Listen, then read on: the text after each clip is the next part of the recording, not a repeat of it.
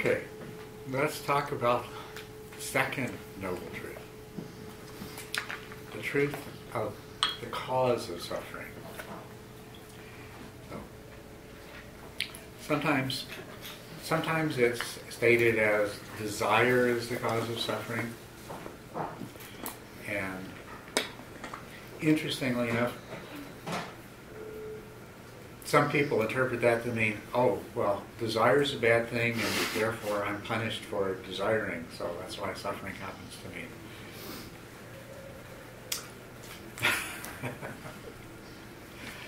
And that's not what it means. A better word is craving, tana. When we say craving, we mean the desire to either experience something that's pleasant, mentally or physically, or if we're already experiencing some kind of pleasure, to continue that pleasure, or if it's passed away, to reobtain that. So it has the desire aspect to it, the wanting, the grasping. But the other aspect of craving is the aversion, the putting away. If something hurts, we want it to stop hurting, whether it's a physical hurt or a mental hurt. Right? If it's already stopped hurting, we want to keep it from ever hurting again. If it's still hurting, we want it to hurt less, or the hurt to go away. And this is all craving. And what it comes down to in its essence is the mind enters into a state where it wants things to be different than the way they are. See that? It's rejecting reality. And so when there is a craving in either the form of desire or aversion, it triggers the mind to generate this strong sense of dissatisfaction, which will motivate us to go out and do something and change the way things are, right? And that's not so bad when there's something that you can go and do to change the way things are. I mean, it's still not, it's still a kind of suffering. It's still, if it's something that's unpleasant that's happening to you, it makes it even more unpleasant to motivate you to go and take some action. But at least if there's something you can do about it that's within reason, then you can do that thing, and maybe it will either obtain you the pleasure that you seek or remove the pain that you experience. Of course, this mechanism in our minds does not discriminate between situations in which you can do something and situations in which you can't. Anytime your mind enters into this state of rejecting what is, another part of the mind floods the mind as a whole with this feeling of dissatisfaction. It could be minor dissatisfaction, or it could be major dissatisfaction. It could be extreme grief, suffering, and so forth. But it all has the same thing in common. It all comes down to the same thing. It's you as an entity are rejecting the reality that is. And you have this built-in mechanism that makes you experience suffering until you do something to change it. And if you can't do something to change it, then you just keep on experiencing suffering. So that's what it means to say craving is the cause of suffering.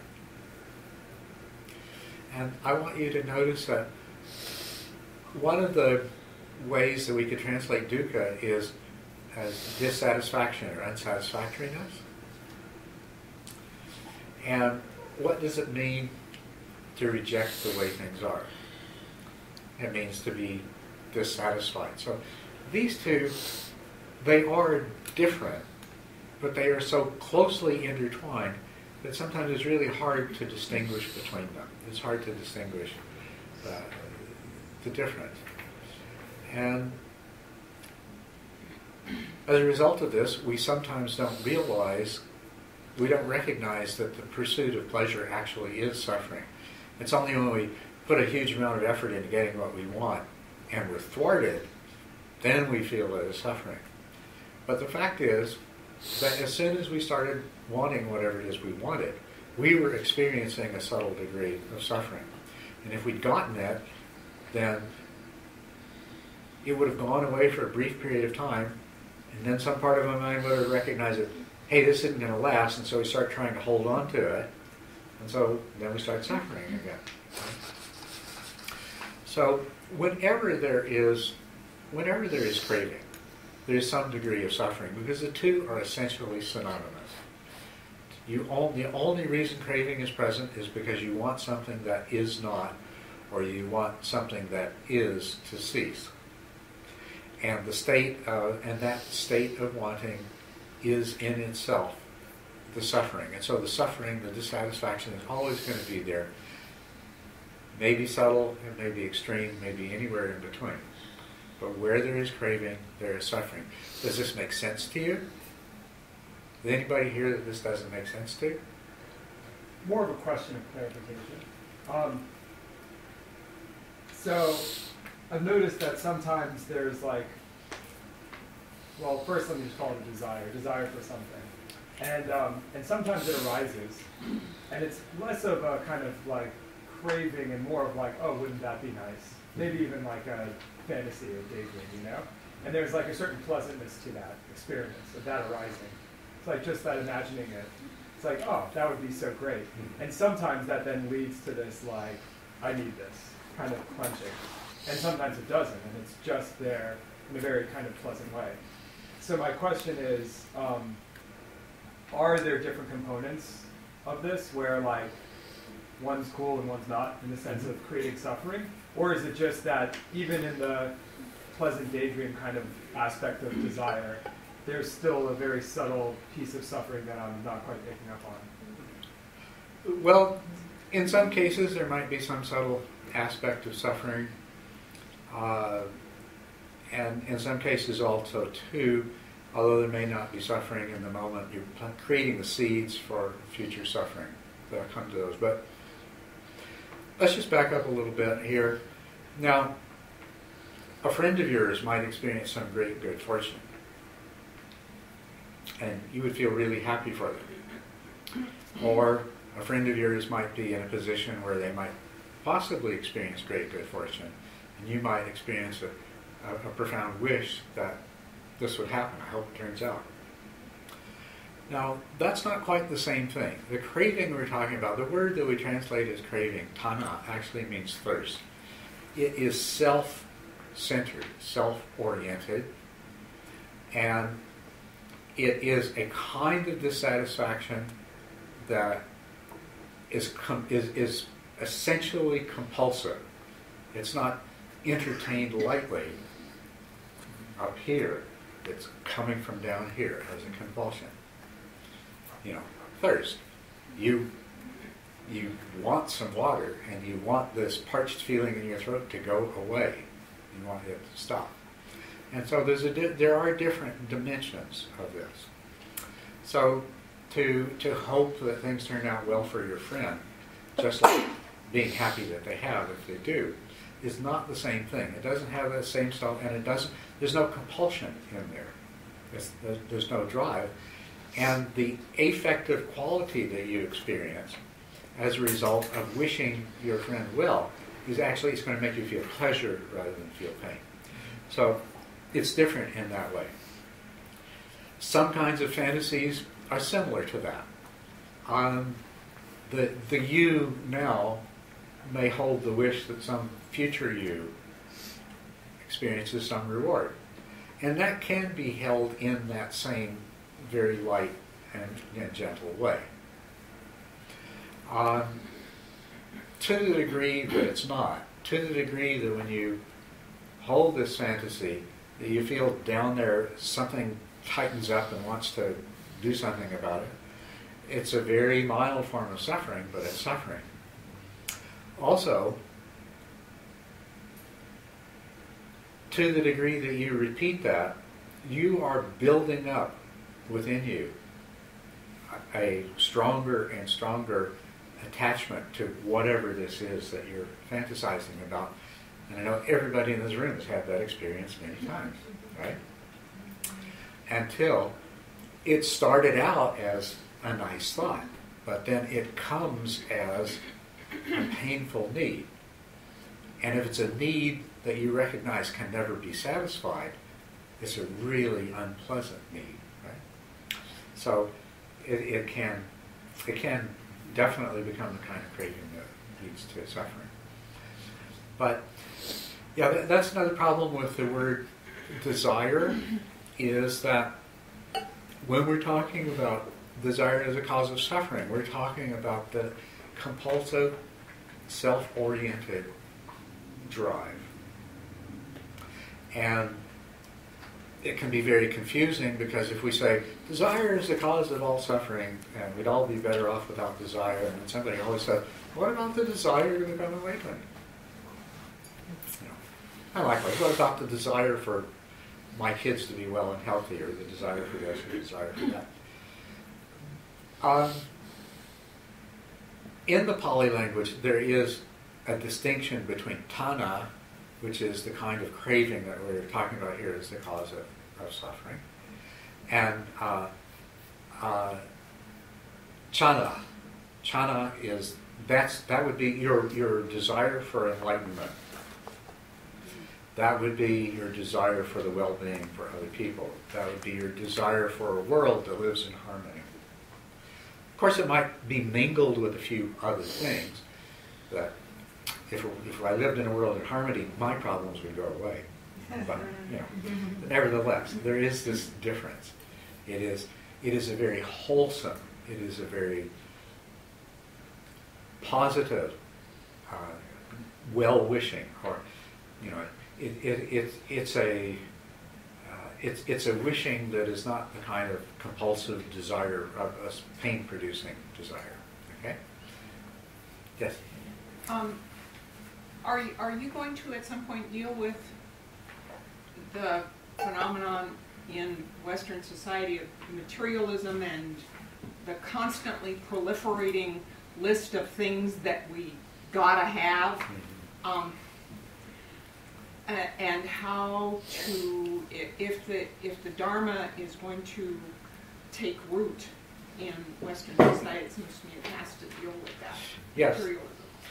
If we get through everything I want to get through this weekend, we'll cover that in detail. But remember, the Buddha spent, I think, 5 days and nights on the First Noble Truth, and it's only 10:50.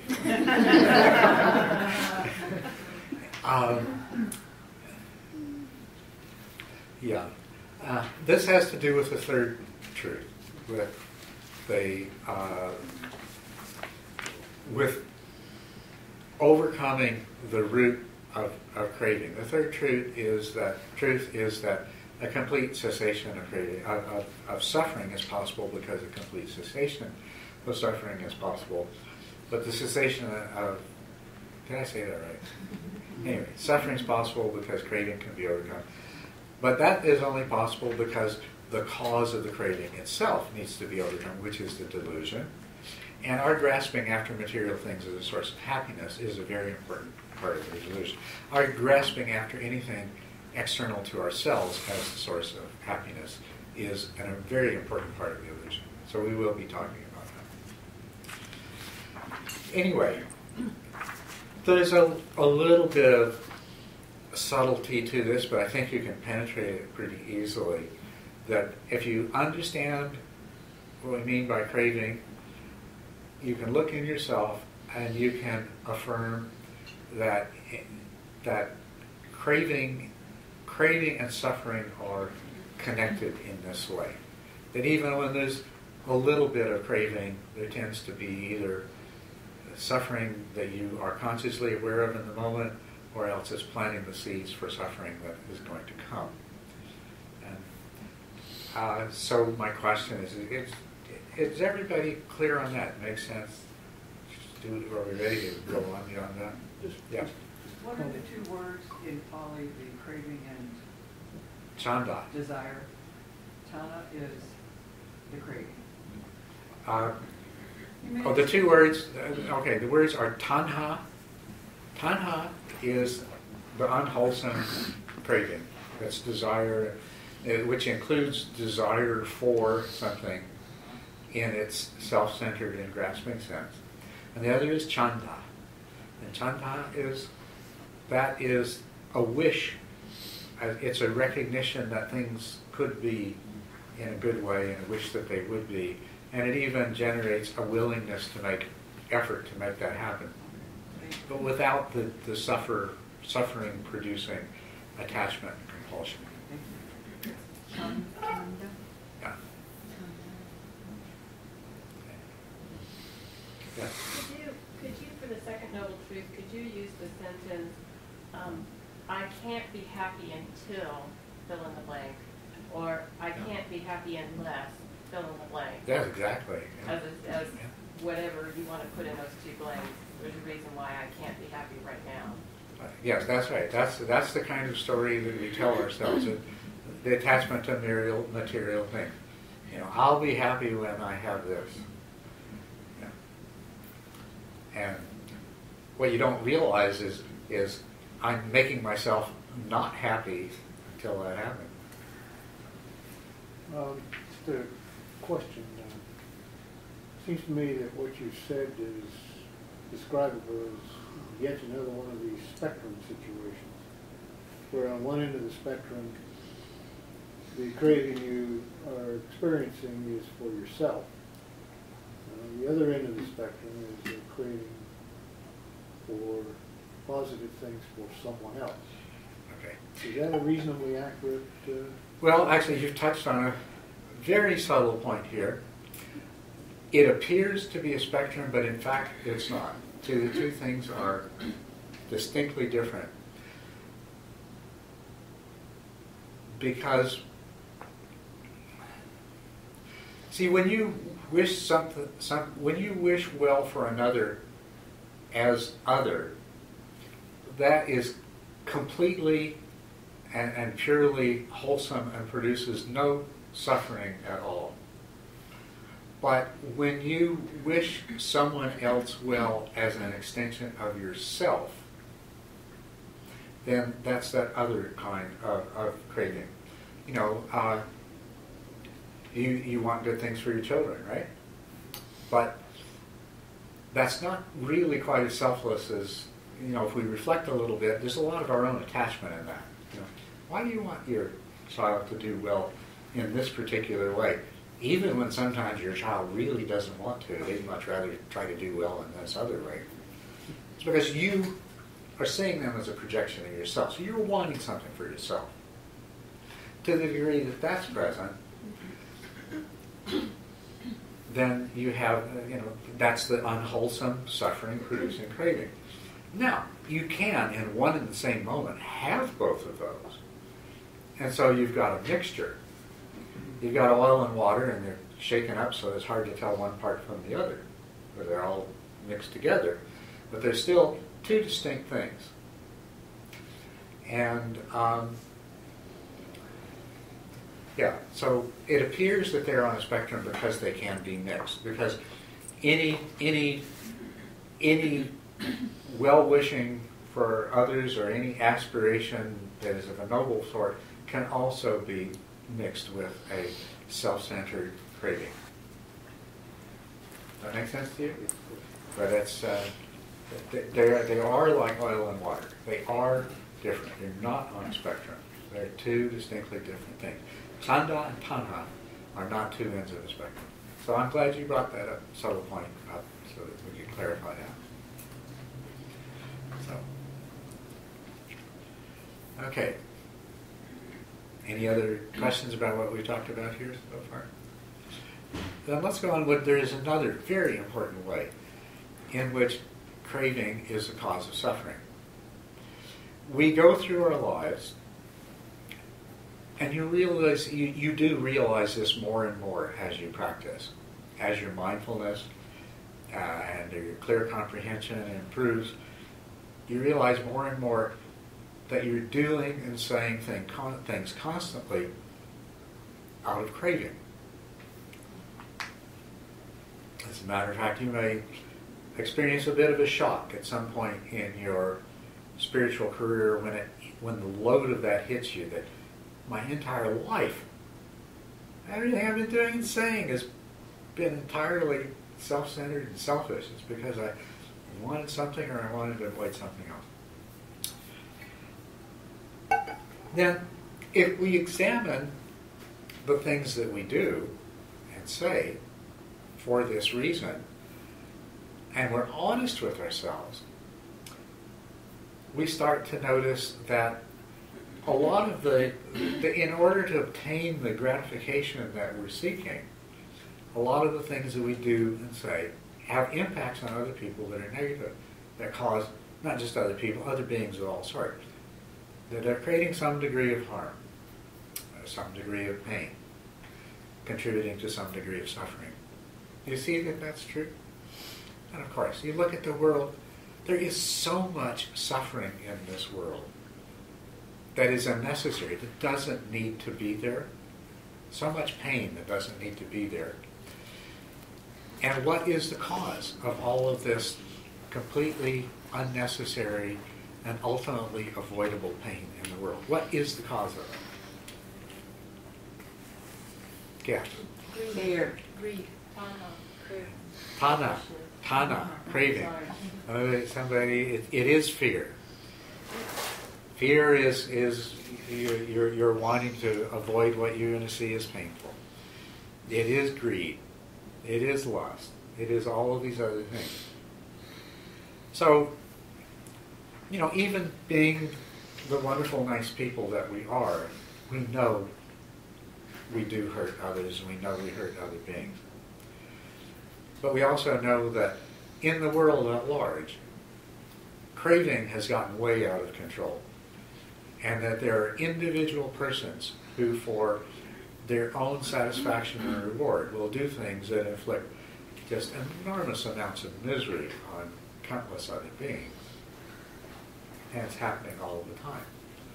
So we live in a world where there's so much pain and suffering that doesn't need to be there. Now, you might say, does any pain and suffering need to be there? Could we have a world with no pain and suffering?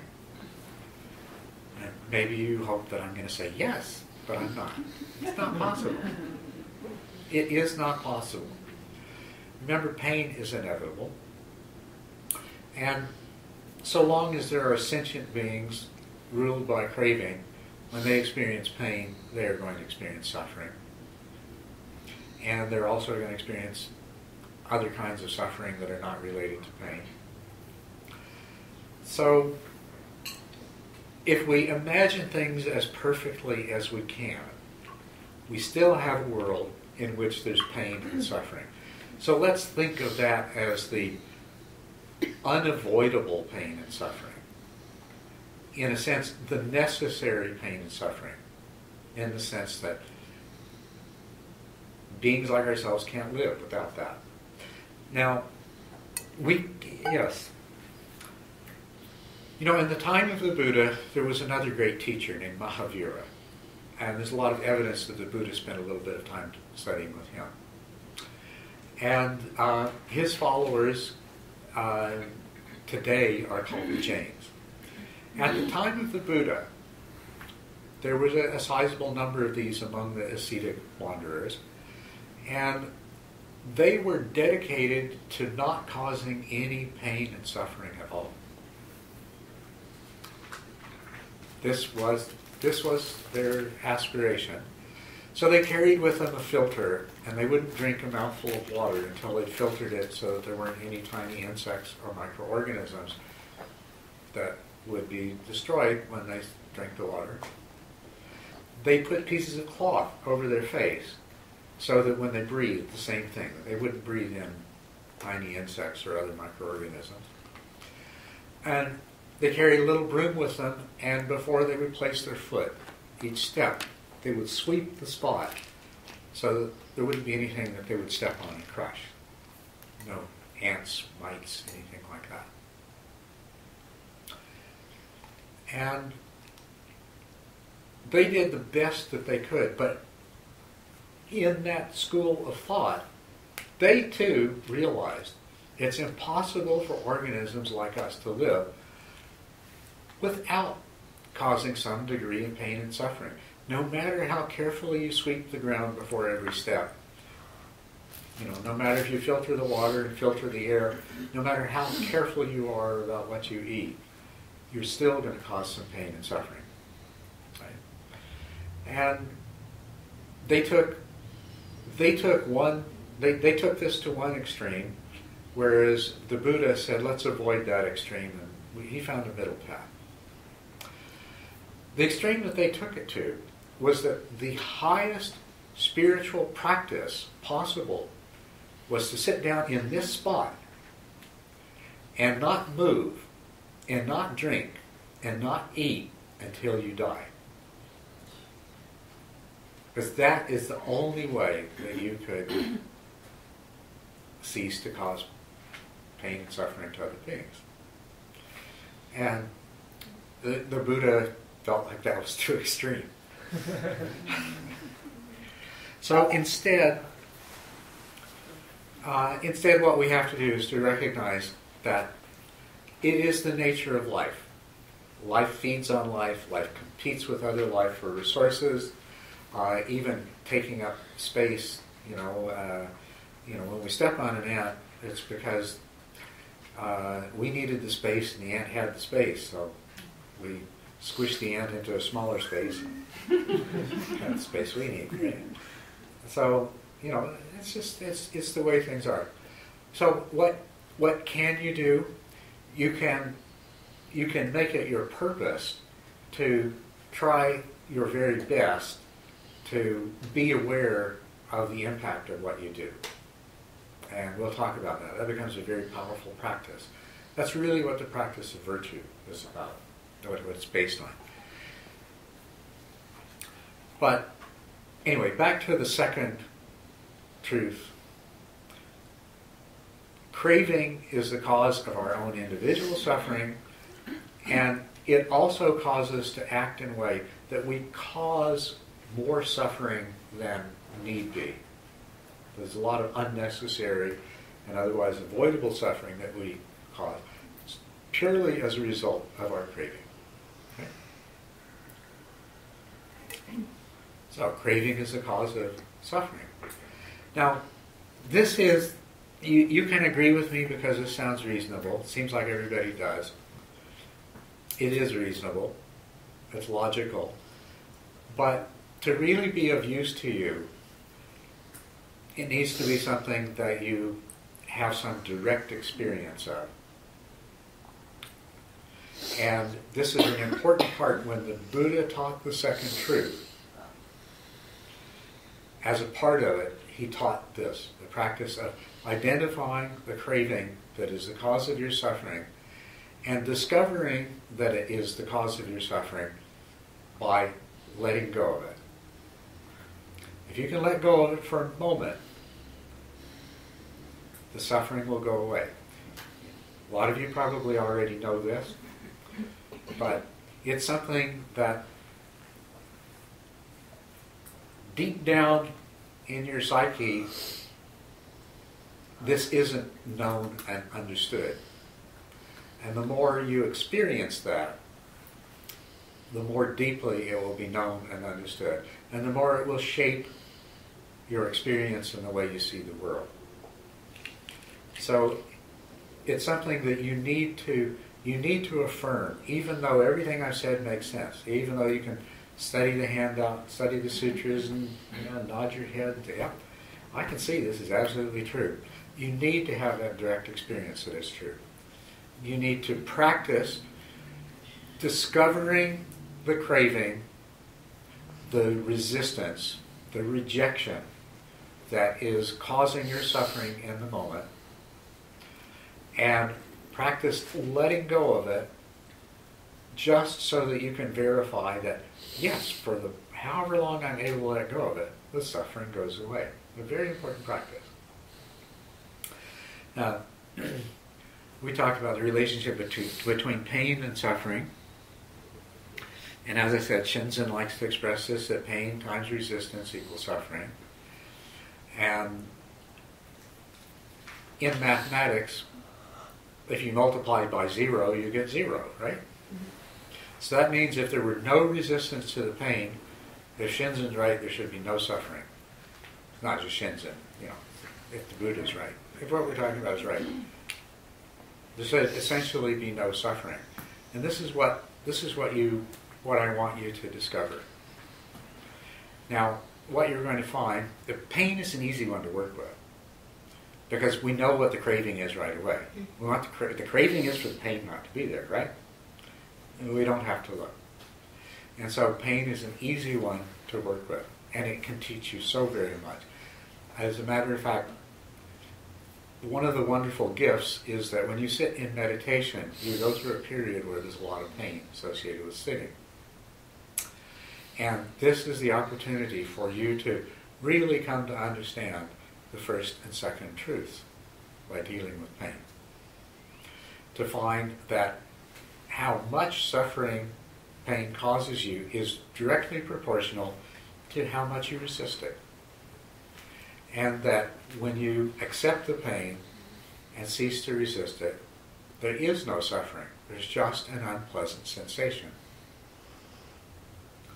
So, well, it sounds almost mystical, but it's not. It's something that's really concrete, real, that we can all experience, and that you need to experience and practice.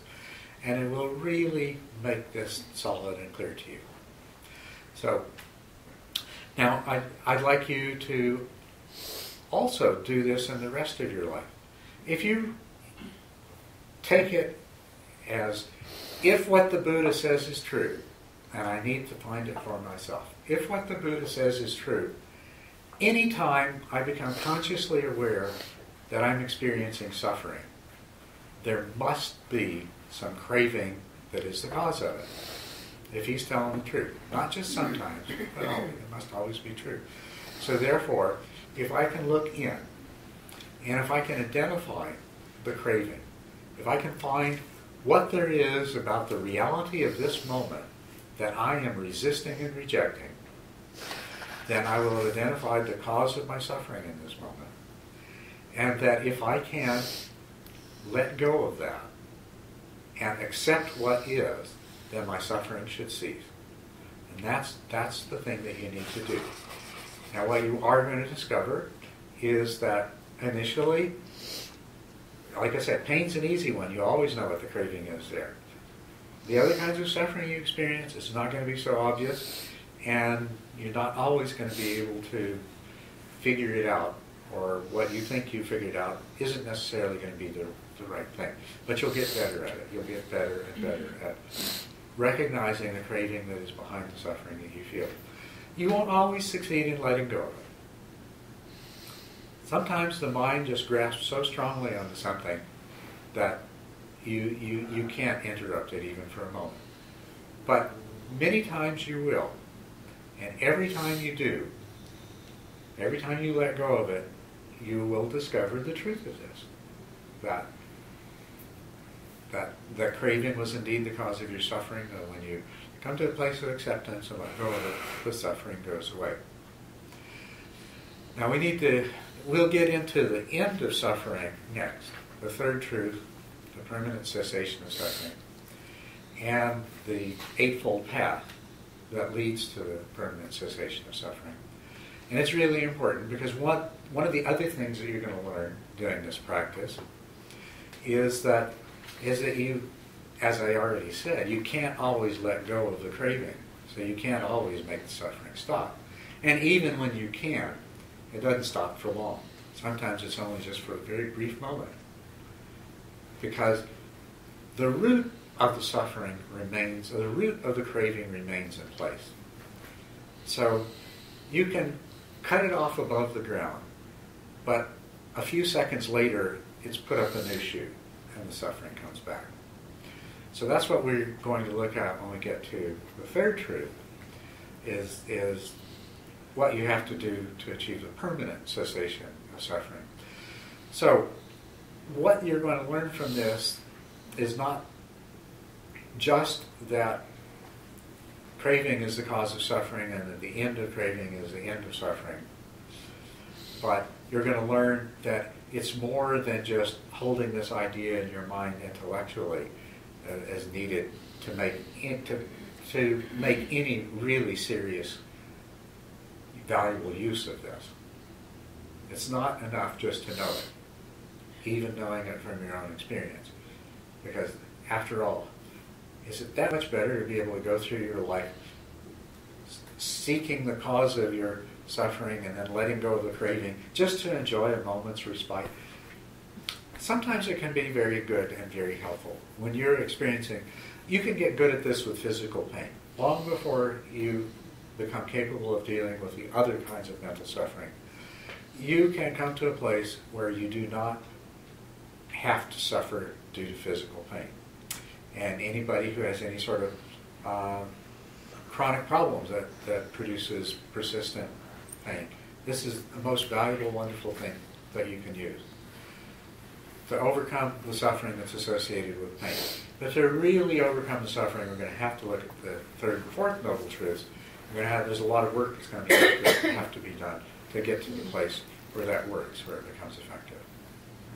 Okay? So, I don't think there's any questions, right? So, let's do some meditation. It's going to be guided meditation. And as a part of it, I'm going to ask you to investigate these first two truths and do some things that you can continue to practice and use long after today. So we're going to meditate, and I know you're getting your cushions all comfortable, but I'm going to ask you to stand up. We're going to meditate standing up.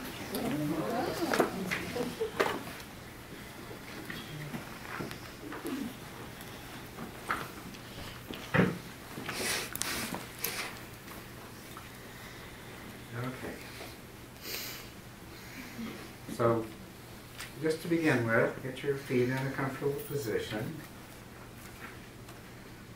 Your body fairly straight.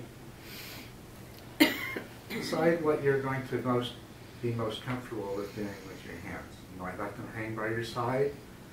You might cross them in front of you. You might put them behind you. All right. Now let's begin.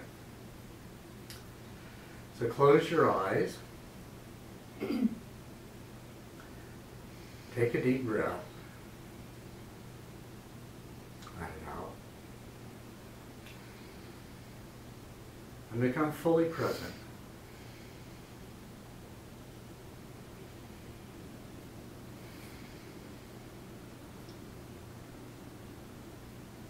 Allow your mind to explore and your attention to touch upon external sound,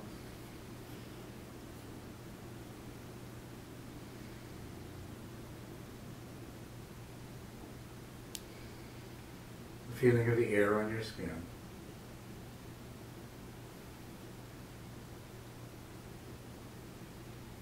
feeling of the clothing touching your body,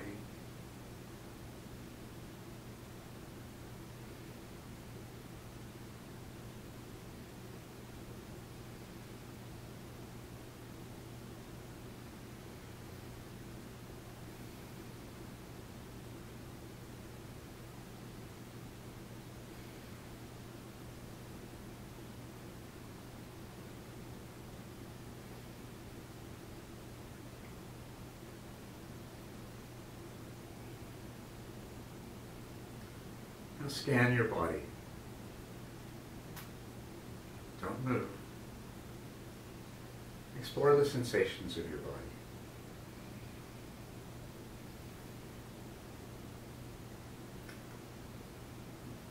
Direct your attention to your hands.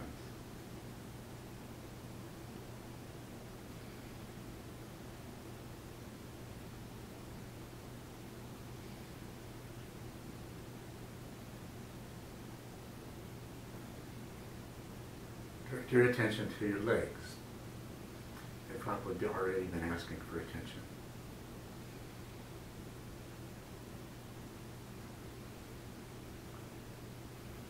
Examine the feeling of the weight of your body pressing the soles of your feet against the floor.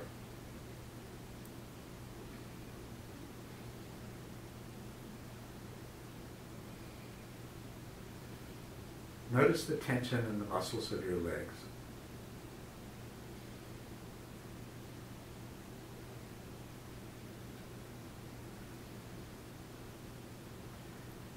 And I want you to examine the feelings in your legs.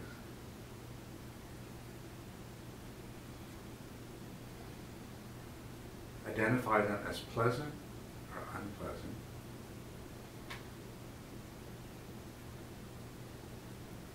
Painful or not.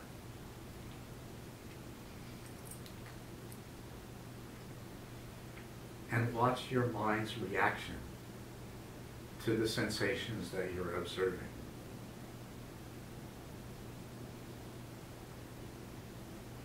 With the mind to noticing when suffering, mental suffering arises.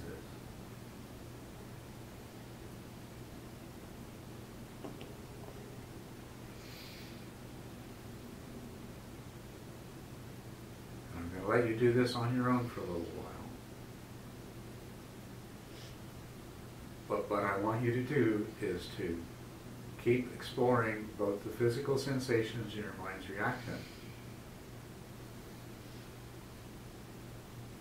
When you find suffering in the mind, see if there is even any genuine pain there or if it's just physical discomfort.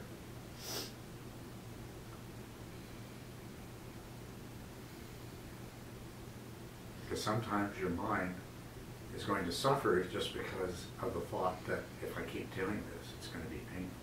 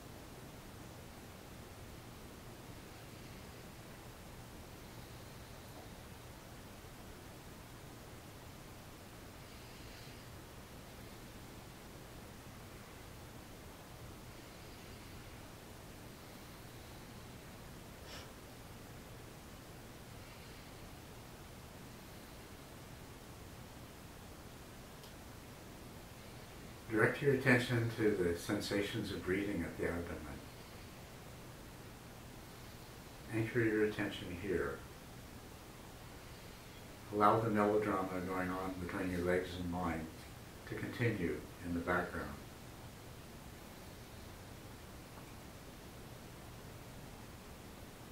As any thoughts and emotions begin to intrude, just focus a little more closely on the sensations of the breath at the abdomen.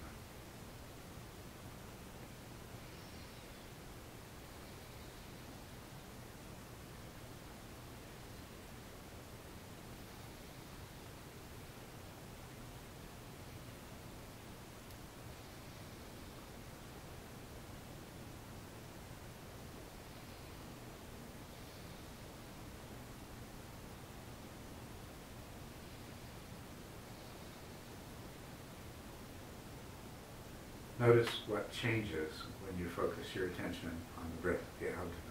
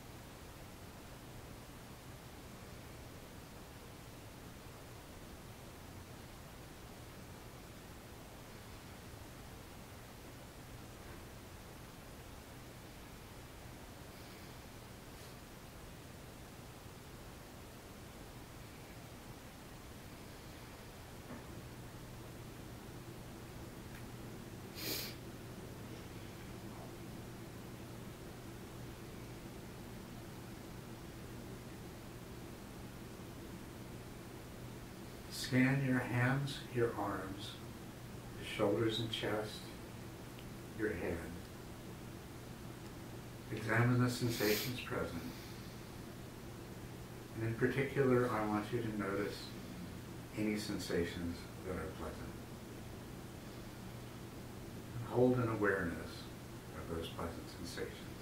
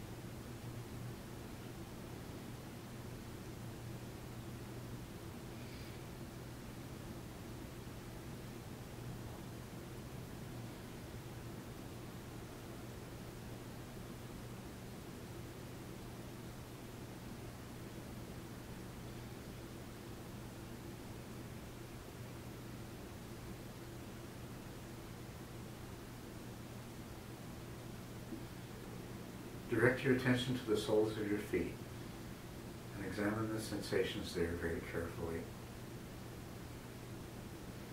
categorizing the different sensations that you find as pleasant, unpleasant, or neutral.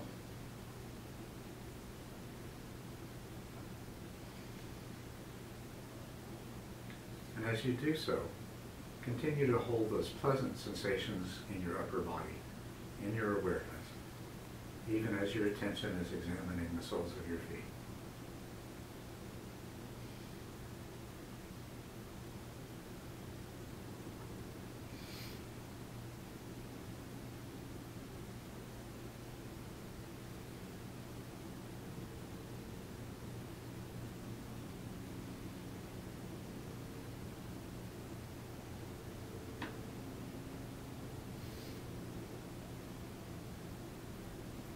Let the mind get ahead of sensation. We want to know, is the sensation pleasant, not whether the mind thinks it might not be.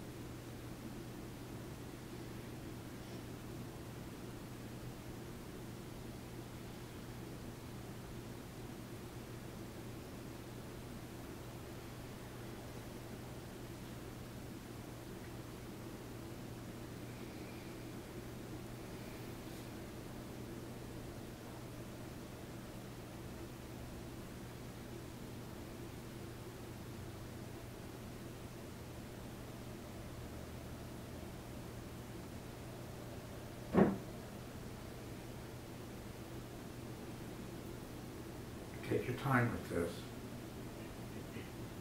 Your awareness of pleasant sensations in the upper body helps remind you of the kind of discernment you're trying to make.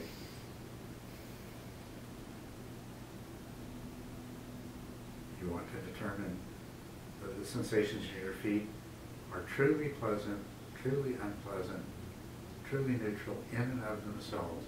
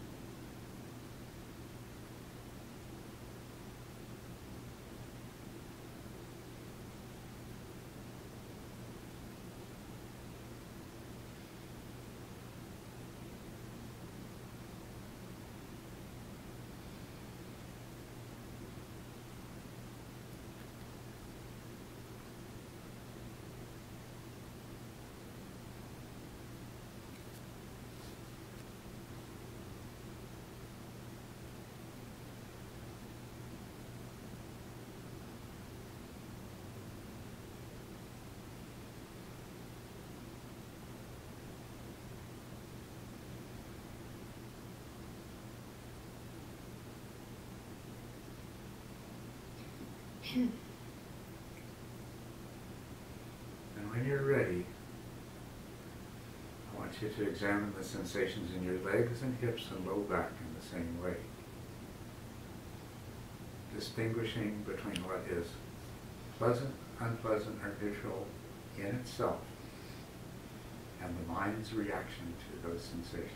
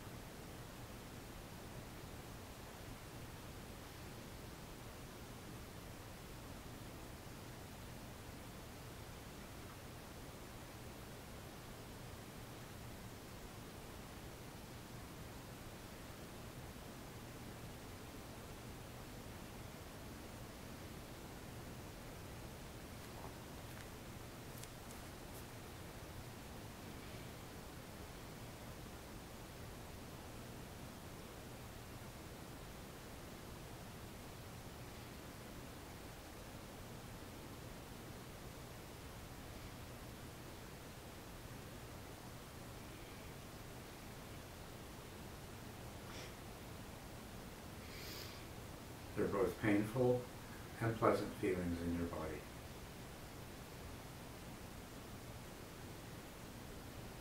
And your mind reacts to all these different sensations by liking or disliking.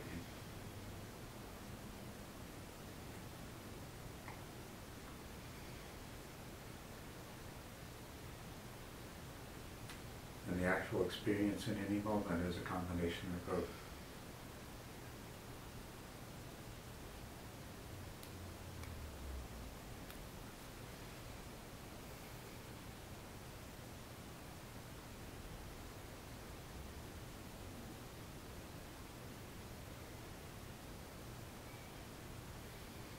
To the degree that you can be equanimous and do that. Generate equanimity and observe the effect that it has.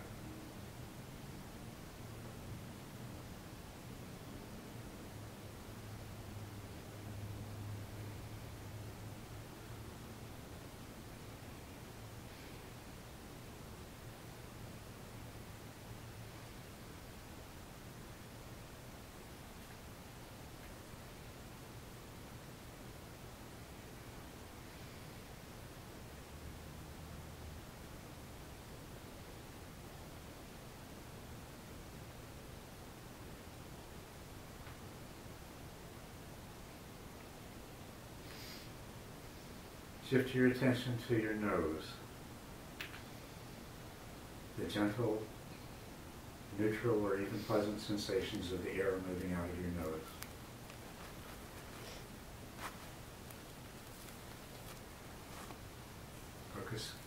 Focus your attention there. Let everything else happening in your body and mind happen in your peripheral awareness.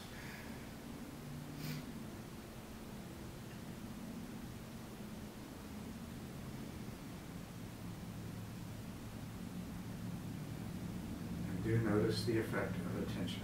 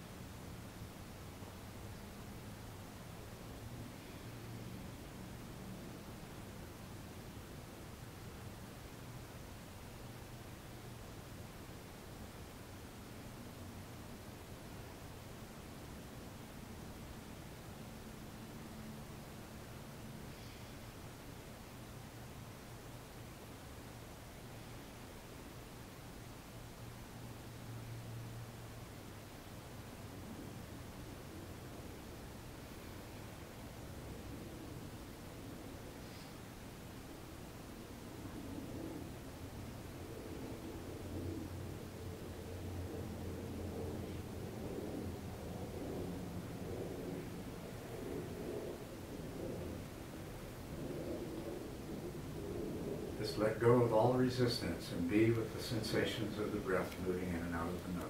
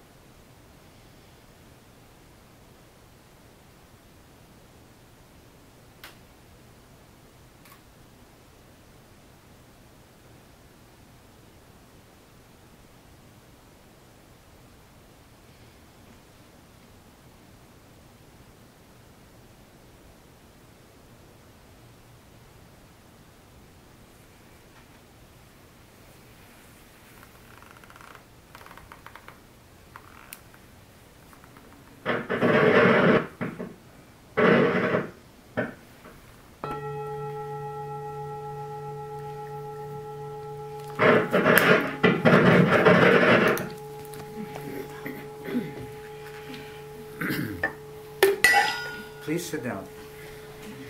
Now, I realize that probably wasn't the most pleasant meditation you've ever done in that life. But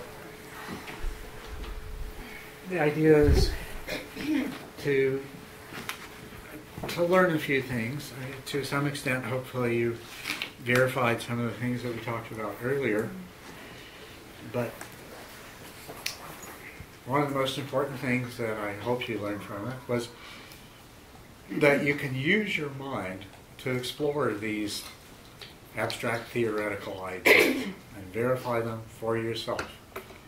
Work with them and maybe discover some things that weren't evident just through talking about it.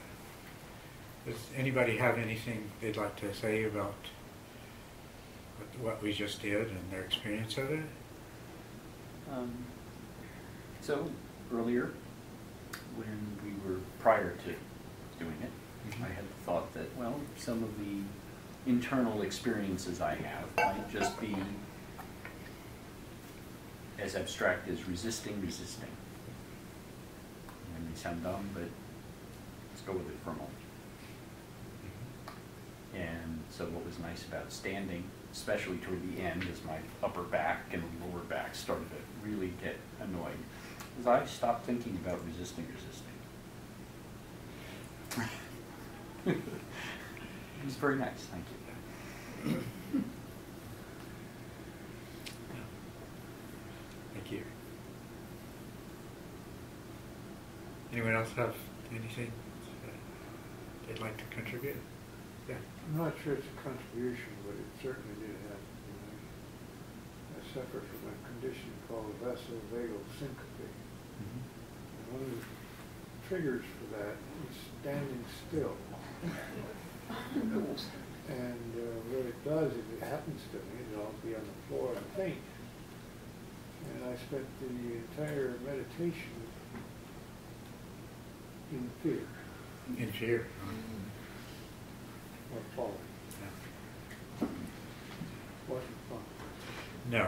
And wasn't quite what I was really hoping that you would experience, but it does illustrate the same point. It's the mind, as I pointed out to you in the beginning, maybe you noticed, maybe you didn't, I tried to make you aware of it, is that your mind will start resisting even before anything hurts. Your mind knows that, if I keep doing this, it's going to hurt, and it gets in there and wants to resist. You go and you look at the sensation, there's nothing wrong with that. Yes? My emotions seem closer to the surface, standing up than sitting down. Do you have any thoughts on why your emotions seem closer to the surface when you're standing up? Well, you were guiding us through, so it may be part of that too, what we were looking at and thinking about, negative or positive reactions to the sensation. So maybe it was bringing up some of those feelings. Mm-hmm. Yeah. I wouldn't be surprised if a lot of people didn't have certain kinds of emotions and thoughts that they give rise to coming up. This is a stupid thing. Why is he making me do this? All kinds of things like that. Yes. So it was interesting because I spent periods of time doing different things as you were talking, like following the itch and following the runny nose without actually taking my hands up. At one point I felt myself wanting to itch and I said, I'm not going to move. Yeah. And then when you went, and I also have things I work on alignment points in my structure. So for me a big part of it was I would feel pain somewhere. I had one of my legs, and then I would notice that I wasn't in relaxation. And once I put myself into my relaxation state for my body, it would go away. And then this, so for me, neutral, finding my neutral position in my body, which I don't associate with suffering or pain, but more yin and yang, and going through those pieces, especially when you did the foot centering, or you said look at your foot. So I've got 10 spots on my foot that I focus on to be able to get to my empty spot in my foot and in neutral. And it was an interesting, for me, I really liked that type of stuff. It was very good. But the hardest thing was not itching my nose and eye and letting it go. Itches are an interesting kind of discomfort because you look at them and the word pain just doesn't seem to be appropriate, but it generates a really powerful urge to do something about it, and you really, really want it to not be there. Yeah. I found myself going into a frenzy of checking everything. I couldn't get my attention to be stable. I was, you direct our attention, oh, look at the feet, look at this, look at that. And finally you spoke of equanimity, and I couldn't find it anywhere. And I had to settle for deciding to just watch the continuous movement of checking, going here, going there. And that, I don't know if that's equanimity or not, but it passed for the only stable place I had was that it wasn't going to quit moving. Yeah, well, I think I hear you saying that what you did was, in a sense, stopped resisting and just accepting, well, this is going to keep going on. And maybe didn't make the unpleasantness go away, but it made it much more tolerable. Well, it was entertaining because I spent the whole time that I was standing up basically riding a bronc. I noticed that at times when I went to when I noticed unpleasantness, that my attention would go away somewhere else. Yeah. Well, I'd like you in the future when you're dealing with unpleasant sensations to pay attention to what your attention is doing, to be aware of what your attention is doing, I should say. You put your attention on something, and usually the unpleasantness of it immediately becomes worse. You focus your attention somewhere else, and it kind of fades into the background. And so one of the strategies we naturally use is distraction. So if we can put the attention somewhere else, then whatever it is doesn't bother us as much. When you put your attention on it, I don't know if you notice this or not, but when you put your attention on it, the first thing your mind does is it feels like it's supposed to be doing something with it. Did you notice that? Yeah. And of course, if you're following the instructions, there's nothing that can be done with it except just observe it and observe your mind's reactions to it. Yes? Yeah, along those lines, I noticed that when unpleasantness arose, there's a tendency, the suffering sometimes manifested as almost like a frenzied state of mind. The mind was like scrambling to do something, and as you described, there's kind of nothing to do, so the scramble was itself both unpleasant, but it also made it harder to, have distance from it, because it kind of muddied the waters, it made it more confusing, made it more challenging to work with. The other thing that was interesting was, sometimes when I'm meditating, if I get warm, and I think standing up, I wasn't prepared for how warm I would get as a result, and I was wearing my socks, and that's a bad move. When that happens, I sometimes kind of a mild nausea sometimes arises, and I noticed how strong of a reaction my mind had towards that specific sensation. And every time it would arise, it was like, oh god, there's this kind of fear response, and what was interesting though was putting awareness on that and following the process of those sensations and how repeated it was. I found that towards the end, when it started arising, I kind of, having watched it previous times, was able to follow its pattern and predict its pattern, and it followed exactly as predicted.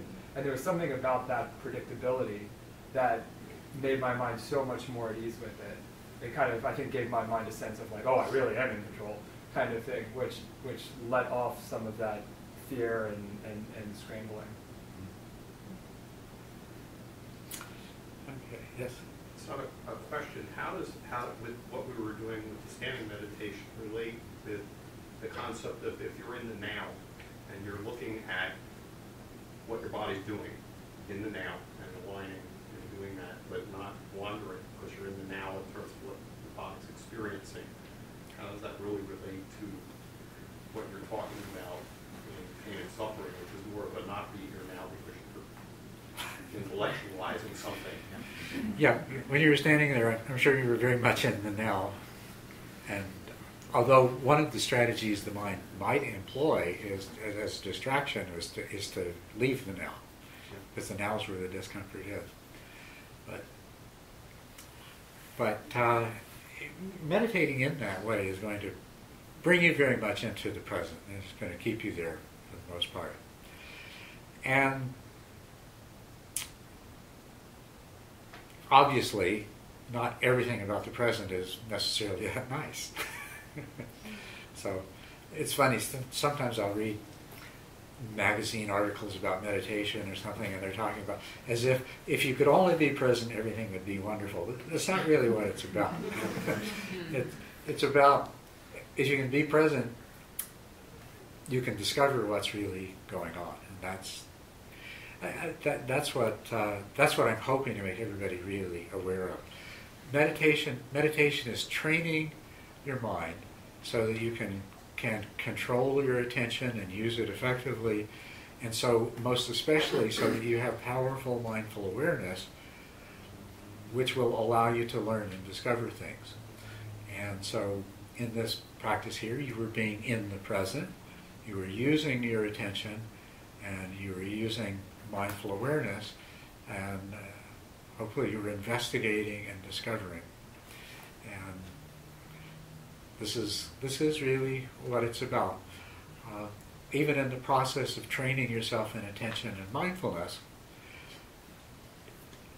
if instead of the process just being simple repetition and reinforcement of one particular thing, it can also be a process of discovery, a voyage of exploration. You're learning about your mind even as you're training your mind. But, yes? I have a training question. So when we were doing that, there was one place on my left shin that I was going into pain with. Yes. And I'd had a little bit of sort of sensations of pain in that leg a little before it got to the point where it was really pulling my attention. And before that, it seemed like if I stayed with it, it would soften. Mm-hmm. And then I wasn't in pain. But then at one point, it was elevated and there was pain. So at that point, it doesn't seem like it was a conscious voice, but there was like a voice that I was aware of internally that said, I don't know exactly, but I just got a sense of, it's okay, this will pass, this will soften too.